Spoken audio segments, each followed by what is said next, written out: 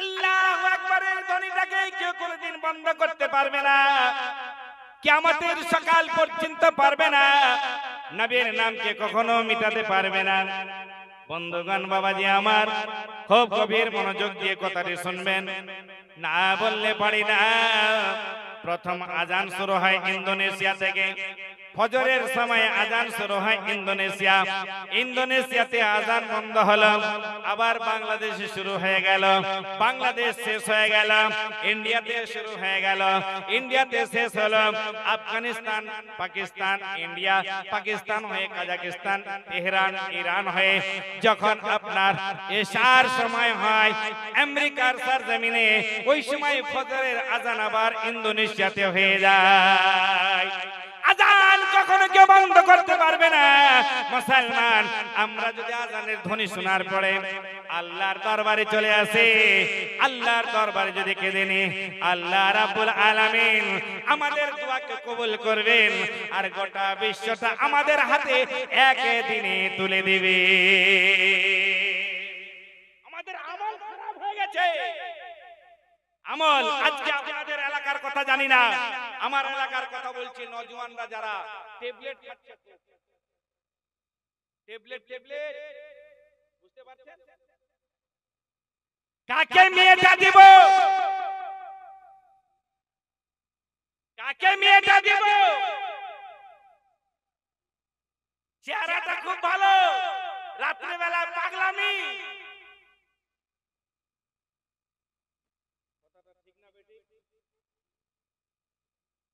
আমাদের মুসলমানদের মধ্যে অপচয় কত টাইমটা করি জানেন? যেখানে সেখানে লটারির টিকিট বিক্রি শুরু করে দিয়েছে। মুফতি সাহেব আছেন, ফতোয়াটা নিয়ে নেবেন যে লটারির টিকিট কাটাটা কি। হালাল কামাই করে খান, দেখবেন আল্লাহ বরকত। আসুন একটু আপনাকে আগে নিয়ে যাই।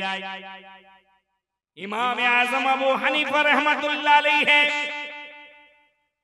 তিনি বিখ্যাত ওলি, কামিল ওলি, আল্লাহ ওয়ালা, যার তুলনা দেওয়া যায় না। একবার তিনি রাস্তা দিয়ে হেঁটে হেঁটে চলে যায়, হঠাৎ বৃষ্টি শুরু হয়ে গেল। এই জায়গাতে এখন একটু আগে বৃষ্টি হচ্ছিল, বারিশ হইছে না? বাংলা সমাজে হালকা হালকা ফুলকা। আচ্ছা আচ্ছা বন্ধুগণ, বাবাজি আমার, এনাদেরকে আমি দাঁত দিচ্ছি এই জন্য যে এরা বাংলা অত বুঝে না, তবুও বসে আছে। আর যারা আমরা বাংলা বুঝি তারা উঠে উঠে চলে যাচ্ছে, বড় আফসোসের ব্যাপার। খুব গভীর মনোযোগ। হঠাৎ করে বৃষ্টি শুরু হয়ে গেল, আর বৃষ্টির সময় হুজুর ইমাম আজম আবু হানিফা রাহমাতুল্লাহ আলাইহি এক জায়গাতে আশ্রয় নিলেন।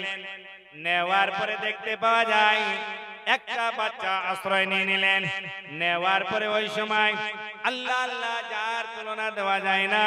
মুসলমান, বৃষ্টি সেরে গেল, বের হলেন, আর বাচ্চাটাকে বলছেন ইমামে আজম, বেটা संभाल कर चलना, पैर ना फिसल जाए, गिर ना जाओ। ওই সময় বাচ্চাটা বলেন, হুজুর मैं गिर जाऊं तो कोई बात नहीं, आप हमारे इमाम हैं, आप गिर जाओगे तो पूरी दुनिया गिर जाएगी। ইমামে আজম, আমি যদি পড়ে যাই তাহলে কোনো ব্যাপার নাই, কিন্তু আপনি ভালোভাবে চলুন, আপনি যদি পড়ে যান গোটা বিশ্বটা পড়ে যাবে। তাই মুসলমান, ওই সময় ইমামে আজম আবু হানিফা রাহমাতুল্লাহ আলাইহি হাতটা চেপে ধরে বললেন, বাবা তুমি দেখতে ছোট হলে কি হবে, আজ থেকে তুমি আমার শিক্ষক মহাশয়। কার ভিতরে কোন গুণ আছে বলা যাবে না। মুসলমান, আসুন একটু আপনাকে আমি আগে নিয়ে যাই, না বললে পারি না।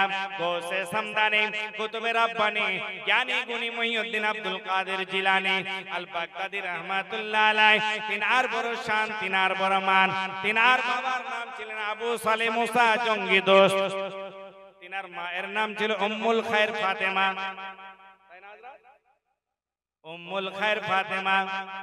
বেরাদার, আপনাকে একটি কথা বলি, আপনারা পড়েছেন সূরা রহমান পড়েছেন মারাজাল বাহরাইন ইয়ালতাকিয়ান বাইনাহুমা বারযাখুল লা ইয়াবগিয়ান ফাবিআইয়ি আলাই রাব্বিকুমা তুকাজ্জিবান। জোরে বলেন না।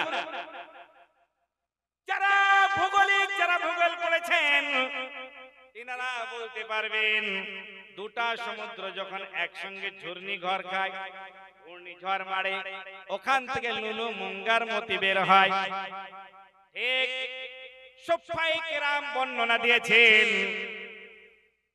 একটা সমুদ্রের মধ্যে হলো মওলা আলী শেরে খোদার, অপর সমুদ্র হলো খাতুনে জান্নাত ফাতেমাতুজ জাহরা রাদিয়াল্লাহু তাআলা আনহা। ইনাদের সম্পর্কে বলতে বলতে সুফায়ে কেরাম বললেন, কিয়াস লাগিয়ে বললেন, ওলিদের মধ্যে শিরোমণি যিনি হলেন আব্দুল কাদের জিলানী আল বাগদাদী রাহমাতুল্লাহ আলাই, একটা সমুদ্র হলেন উনি, আর একটা সমুদ্র হলেন উম্মুল খায়র মা ফাতেমা। জোরে বলুন না। দুজনের যখন মিলন হয়ে গেল, মুসলমান একটা লাল বের হলেন, ওই লালটার নাম ছিল আব্দুল কাদের জিলানী আল বাগদাদী রাহমাতুল্লাহ আলাইহি। এমন একজন ওলি যার তুলনা দেওয়া যায় না। মুসলমান তেনাকে যদি আপনি স্মরণ করেন, মেহবুব ভাই আমাদের গ্রামে একবার আগুন লেগে গিয়েছিল, আগুন খড়ের ঘরে আগুন লেগে গেল, মুয়াজ্জিন সাহেবের বাড়িতে আগুন লেগে গেল। আমরা দৌড়ায় গেছি, কেউ জল নিয়ে গেছে, কেউ চালটাকে কাটবো, কেউ খড়গুলোকে নামাবো, আমরা নিয়ে গেলাম।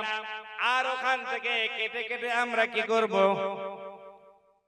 আগুনটাকে নিভাবো। কিন্তু একজন মস্তান শুধু আল্লাহু আল্লাহু আল্লাহু মস্তান ছিলেন, কিন্তু এমন ছিলেন না 5 টাইমের নামাজ আদা করতে। রমজান এলে তিনি ইতিকাফ করতেন, এক ওয়াক্তের নামাজকে আমি তিনি দেখি নাই কোনদিন কাজা করতেন। নামাজ পড়তেন, আল্লাহ আল্লাহ করতেন, যেখানে যেতেন শুধু তো আস্তাগফিরুল্লাহ আস্তাগফিরুল্লাহ আস্তাগফিরুল্লাহ করতে থাকতো। ওই লোকটা বলেন, না না তোমরা কেউ জল দেবে না, তোমরা কেউ কাটতে যাবে না, কেউ তোমরা কিছু করবে না। আমরা বললাম মস্তান সাহেব কেন এইভাবে কেন বলুন? বলে দাঁড়াও দাঁড়াও, এই মুহূর্তে আগুনটা নিভে যাবে। জোরে বলুন না।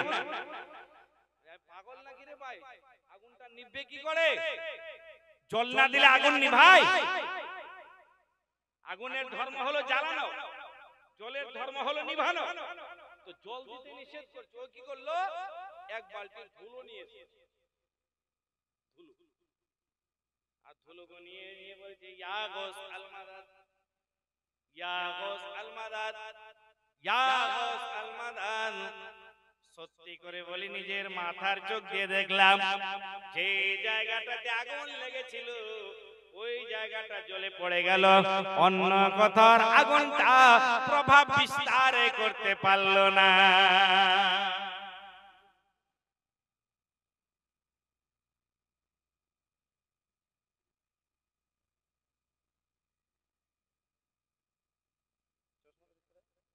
কি লিখেছে একবার আল্লাহুম্মা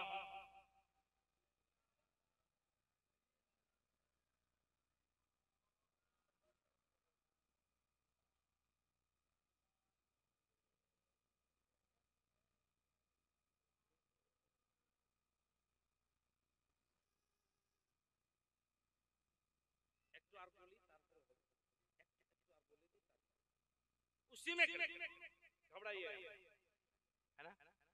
हाथ तुले बोला जाए या गौस अल मदद, जो है या गौस अल मदद বলতে এটাই চাইছিলাম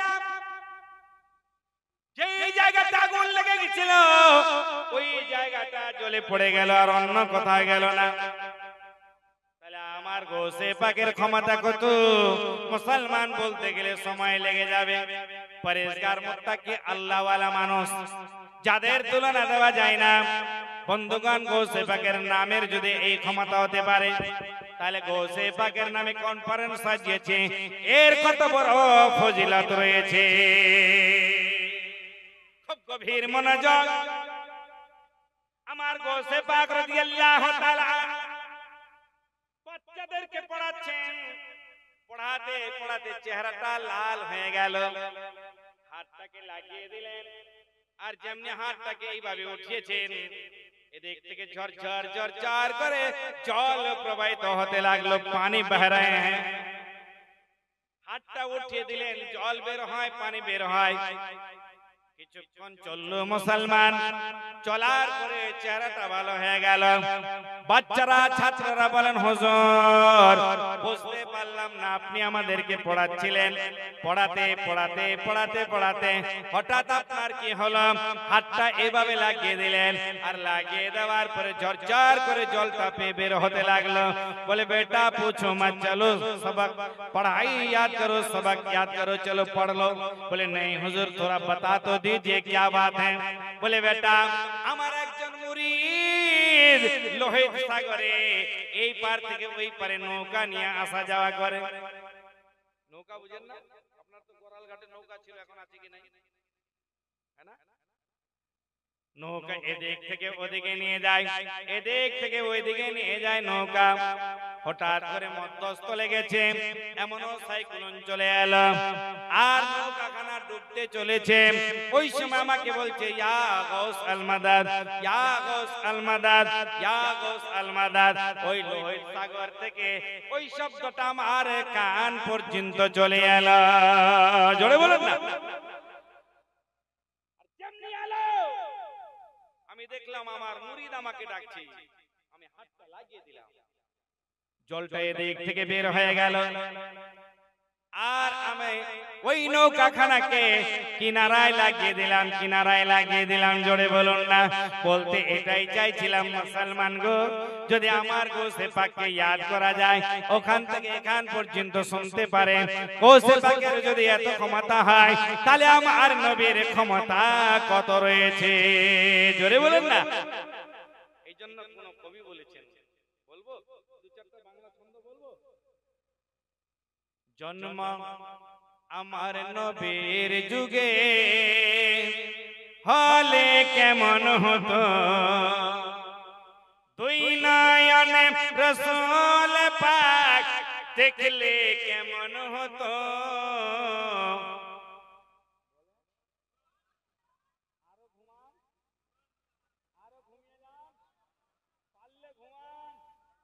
কোনো ব্যাপার নাই। জন্ম আমার নবীর যুগে হলে কেমন হতো, দুই নয়নে রাসূল পাক দেখলে কেমন হতো। জন্ম আমার নবীর যুগে হলে কেমন হতো। আস্ত ভেসে হযরতে বেলালের মধুর আযান, সেই আযানে ছিল এত প্রেম মুগ্ধ রহমান। দয়াল নবীর পিছে নামাজ, দয়াল নবীর পিছে নামাজ পড়লে কেমন হতো, দুই নয়নে রাসূল দেখলে কেমন হতো। জন্ম আমার নবীর যুগে হলে কেমন হতো। দিনী কত আলোচনায় থাকতাম আমি অদম, সামনে রাসূল পাক তো সঙ্গে সাহাবাগণ। আবু বকর উমর উসমান আলী সঙ্গী কেমন হতো, দুই নয়নে রাসূল পাক দেখলে কেমন হতো। জন্ম আমার নবীর যুগে হলে কেমন হতো। জোরে বলেন না। বলতে চাইছে মুসলমান যারা আল্লাহর ভয়ে কাঁদলেন, আমি তো বলবো আমার গোসে পাক রাদিয়াল্লাহু তাআলা আন সবাই জানেন তিনি মাদার জাত বলি। মায়ের পেট থেকে তিনি কোরআনের হাফিজ হয়ে, কেউ লিখেছেন 15 পারা, কেউ লিখেছেন 18 পারা, কোরআনের হাফিজ হয়ে দুনিয়াতে আবির্ভূত হয়েছিলেন। জোরে বলুন না। আজকে আমাদের মা বোনেদের পেট থেকে এইরকম সন্তান জন্ম নেয় না, কারণ আমার মা বোনেরা কোরআন পড়ে না। যখন পেটে বাচ্চা থাকে মুসলমান দেখতে পাওয়া যায়, ওই সময় আমাদের মা বোনেরা মোবাইলটার দিকে লেগে থাকে, যত ফিল্ম যত নেকেড সিন দেখতে থাকে, এই জন্য বাচ্চারা ভালো হয় না। আমি বলবো মা গো, আমি একটা শব্দ পড়েছিলাম, mother is better then 100 teacher. 100 জন শিক্ষক থেকে একজন শিক্ষিত মা হলো অতি উত্তম। মা যেমন শিক্ষা দিবে তেমন ছেলেরা শিক্ষা লাভ পাবে, তাই নয়? যেমন শিক্ষা দিবেন তেমন শিক্ষা পাবো। আজকে শিক্ষার অভাব আছে জানেন। আচ্ছা বলুন তো, মনে কিছু নেবেন না, একটা কথা বলি আমি। আপনারা বিয়ে করেছেন অনেকেই, আমিও বিয়ে করেছি, আপনারাও করেছেন। যারা করেন নাই তাদের কোনো ব্যাপার নাই। যারা বিয়ে করেছেন, না নিজের স্ত্রীকে মেরেছেন কোনদিন? মারছেন? বলছে না মারলে কি হয়? বলছে না মারলে হবে, এটাই বলছেন নাকি? আরে ভাই সুবহানাল্লাহ। আমি বলতে চাইছিলাম যে মেরেছেন হয়তো কখনো তরকারিতে সবজিতে যদি লবণ বেশি হয়েছে তার জন্য মেরেছেন, কাজ করে নাই তার জন্য মেরেছেন। কিন্তু আমি বলবো আপনি কোনদিন মেরেছেন এ আমার স্ত্রী নামাজ না পড়লে বলেছেন কেউ? নামাজ না পড়লে মারবে এটা কথা বলেছেন কেউ? বলুন, কেউ কোনদিন বলেননি? কি জবাব দিবেন আল্লাহর কাছে? আমার গোসে পাকের মা এমন আবেদা জায়দা মুত্তাকিয়া পরেজগারিয়া ছিলেন, যার তুলনা দেওয়া যেত না। মুসলমান এক ওয়াক্তের নামাজ তিনি ছাড়তেন না। জোরে বলুন না। गौस की माँ की तरह माँ तो तिलावत करना, पेट का बच्चा भी हाफिज कुरआन होगा। পাকের মায়ের মতো যদি আমরা মায়েরা তেলাওয়াত করতে পারি, আমাদের সন্তানেরা ভালো হয়ে যাবে। কিন্তু আমরা সেটার দিকে নাই। পর আফসোসের সঙ্গে বলতে হয় মুসলমান, আজকে গোসে পাকের মাহফিলে আমরা এসেছি ইনশাআল্লাহ, আমাদের নেক ইরাদা যেটা থাকে ইনশাআল্লাহ সেটা কবুল হয়ে যাবে। আচ্ছা, গোস পাকের মাহফিলে এসেছেন আজকে, আমার ইচ্ছা ছিল না আমি কিন্তু বাধ্যতামূলক আপনাদের কাছে চাইছিলাম, শুধু দুটা লোক দিতে পারবেন আমার গোশ পাকের নামে 1100 টাকা। গোশে আজমের নামে 1100 টাকা দিতে পারবেন? আমি একটা দোয়া করব আপনাদের। আছেন দেনে वाला যদি থাকেন, আমার গোশে সামদানি কুতুবে রব্বানি জ্ঞানী গুণী মহিউদ্দিন আব্দুল কাদের জিলানী আল বাগদাদি রাহমাতুল্লাহ আলাইহির নামে একজন মানুষ উঠে আসুন, আমি 1100 টাকা দান করলাম আমার গোশে পাকের নামে। নারে তাকবীর, নারে তাকবীর, নারে তাকবীর। আচ্ছা, আপনারা নারা দিতে জানেন না নাকি?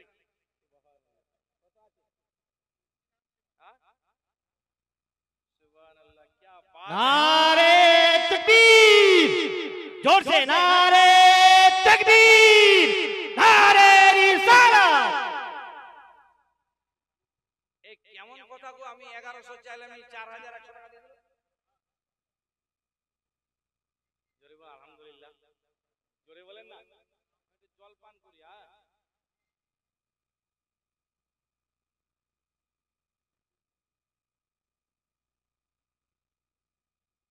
4100 টাকা। কি নাম ওনার? মানিক শেখ। এক মানিক 14 রাজার ধন। টাকা কেন দিবে না? 4000 দিয়েছে। আরে আর 1000 টাকা দিলে খুব ভালো হতো। দাদাকে আর চাপ দেব না, যদি মনটা চায়। আমি চাইছি দুইজনের কাছে 1100 দিবেন। কেউ দিবেন? আছেন কেউ? আর কি আল্লাহর বান্দা, আল্লাহর বান্দি? আমাকে কমিটি বলে গেল যে যদি পারেন আমাদের জন্য একটু উঠিয়ে দেন। আমি আপনাদের কাছে আবেদন করছিলাম 1100 টাকা বড় জিনিস নাই আমার পাকের নামে, উনি 4000 দিয়েছেন আলহামদুলিল্লাহ। আর কি আছেন এরকম কোন মা কোন খালা যদি থাকেন মা পারো তো তোমরা দাও, তোমাদের লক্ষ্মী ভান্ডারের টাকাটা ঢুকে গেছে। এই যে আরেকজন আসছেন সুবহানাল্লাহ, আরেকজন আসছেন নারে তাকবীর নারে রিসালাত রাসূলুল্লাহ নারে হায়দারি আলী সুবহানাল্লাহ। খুব তাড়াতাড়ি করে আসে। একদিন একে বুড়ে নদের দারে বসে কাঁদে আপন ছেলের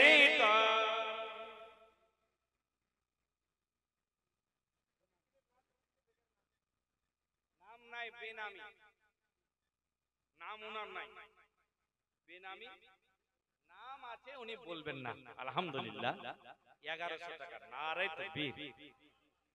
একটু জোরে বলবেন তো নারে তাকবীর।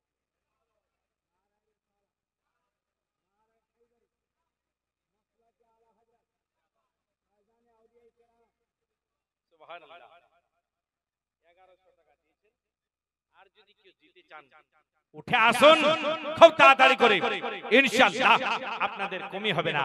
এই দান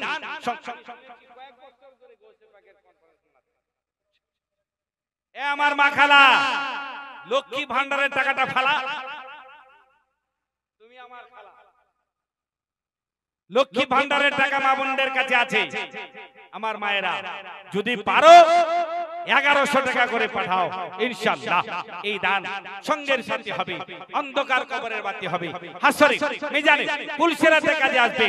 আছেন কেউ দেওয়ার মতো? আর একটা লোক 1100 টাকা দেওয়ার মতো নাই? নওজোয়ান কমিটি এখানে অনেকে আছেন সুবহানাল্লাহ, যিনারা কমিটি তৈরি করেছেন, কমিটি হয়েছে, আমি তিনাদের বলবো তিনারা আসুন কমপক্ষে 1100 করে দিয়ে যান। আমার মা বোনদের দিকে যদি পারেন একটা গামছা দুটা গামছা পাঠিয়ে দেন, মা বোনেরা অবশ্যই আমাদেরকে দান দিবেন। আছেন কেউ? আমি এলান করছি মা বোনেরা মুক্ত হস্তে আজকে ধর্মসভাতে দান করু। এই দান সঙ্গের সাথী হবে, অন্ধকার কবরের বাতি হবে। একবার মহব্বতে বলা যাবে ইয়া রাসূলুল্লাহ, হাত তুলে বলবেন না ইয়া রাসূলুল্লাহ, I love Muhammad, I love Muhammad, I love Muhammad সাল্লাল্লাহু আলাইহি ওয়াসাল্লাম। নাই কেউ বলার? যদি কেউ থাকেন আসুন। 1100 টাকা করে আপনাদের কাছে চেয়েছে, বেশি চাই নাই, 11,000 চাই নাই, 12,000 চাই নাই। এই মাসের বরকতে আপনাদের কাছে চেয়েছে আমার গৌসে পাকের নামে। আজ রাত্রি থেকে নিয়ে কাল সারাদিন আমার গৌসে পাকের ফাতিহা শুধু এই হিন্দুস্তানে নয়, গোটা বিশ্ব হচ্ছে। বন্ধুগণ, একজন দাদা, একজন ভাই, একজন খালা যদি থাকেন আমার খুব তাড়াতাড়ি করে উঠে আসবেন। 1100 টাকা করে আপনাদের কাছে চেয়েছে, দিবেন না? এত কঠোর হয়ে গেলেন কেন ভাই? খুব তাড়াতাড়ি করে উঠে আসুন, ইনশাআল্লাহ এই দান সঙ্গের সাথী হবেন, অন্ধকার কবরের বাতি হবেন, হাসরে মিজানে পুলসিরাতে কাজে আসবেন। আছেন কেউ দেওয়ার মতো? একদিন এক বুড়ে নদের দারে বসে কাঁদে আপন ছেলের তরে। ওগো আসছিলেন মোর পীর জিলানী সেই পট ধরে। একদিন এক বুড়ে নদের দারে বসে কাঁদে আপন ছেলের তরে। বুড়িকে বলে সকলে গপ, ওগো বুড়িকে দোনা, গোসপিয়াকে মনের ব্যথা একবার খুলে বলো না। আল্লাহ ওয়ালা পীরের দুয়ার আসরে, আল্লাহ ওয়ালা পীরের দুয়ার আসরে পাবে তোমার তুমি সব কিছু ফিরে। কাঁদতে হবে না তোমায় আর এমন করে। একদিন এক বুড়ে নদের দারে বসে কাঁদে আপন ছেলের তরে। বন্ধুগণ, বাবাজি আমার হাত জোর করে বলে আপনাদের কাছে যদি 1100 টাকা নাই, আপনার কাছে কি 1000 টাকা আছে? একটা মানুষ দেন, একজন মানুষ 1000 টাকা দান করলে আপনাদের কমই হবে না। মা বোনদের দিকে গামছাটা গেছে, আমার মা খালারা একটু দয়া করে দান করো মা, আমার গোশে পাকের নামে দান করলে আপনাদের কমই হবে না। 1100 টাকা করে আপনাদের কাছে চাইছিলাম।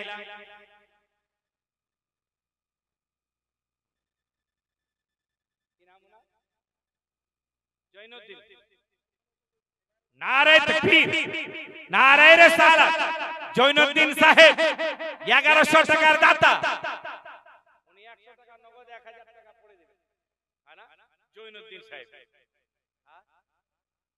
500 নগদ, 500 নগদ। আমি ভাবছি যে 100 টাকা দিবেন, 600 টাকা আপনি পড়ে দিবেন।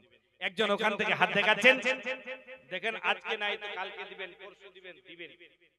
আমার গোশত পাকের নামে দিলে আপনাদের কমই হবে না, আপনারা দেন ইনশাআল্লাহ। আজকে না তো লিখিয়ে যান, এত কমই কেন আপনাদের? আপনাদের কাছে আবেদন করছিলাম যে আমি আপনাদের কাছে দুজনের কাছে চেয়েছিলাম, তাতে তিনজন হয়েছে, আর কেউ আছেন দেওয়ার মতো? দিবেন আপনারা? 1100 টাকা করে দিলে কমই হবে না।